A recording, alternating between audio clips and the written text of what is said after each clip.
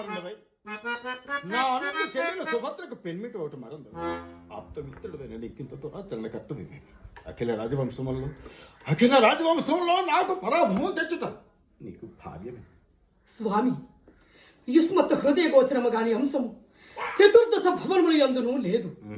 నేను నీతో కలహ ఉత్సాహిన ఇంటిను లేక ఈ అనివార్యమైన వరకు దుర్భర విచారాక్రాంత చేతస్కుండనైతును నీవే ఎరుంగుదు. నేను అనేక విధములు నీతో స్పష్టీకరింపలేదు. అవునవునవునవును అనిమిత్త విరోధమునకు ఈశ్వన్ మాత్రం విచారము నీకే కలిగినంత సాహసమునికి ఆయన సమకట్టదు పార్థ. ఆబాల్య ప్రవర్తమాన స్నేహితులకు మన ఇరువులకు పగ కలుగుటల్లా భవనం వల్ల అత్యంత ఆశ్చర్యం అందుతున్నది. నీ హృదయ స్థితాభిప్రాయమును నీ లోక విరుద్ధ కార్యములే చెబుతున్నవి.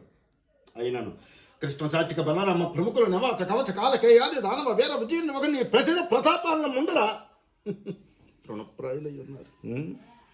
మేమెంత తేజో విహీనలమే అయినను నీ బావమరుదరము కాకపోవచ్చు. దేవ, అనిమిత్త జనిత యాదవ పాండవ వైరాణల దంతహ్యమానమగు నా హృదయ అరవిందం నీ నిష్ఠురాలాపములచే ఏల మరింత స్వయంకృతాపరాధమే కానీ మరి కాదు.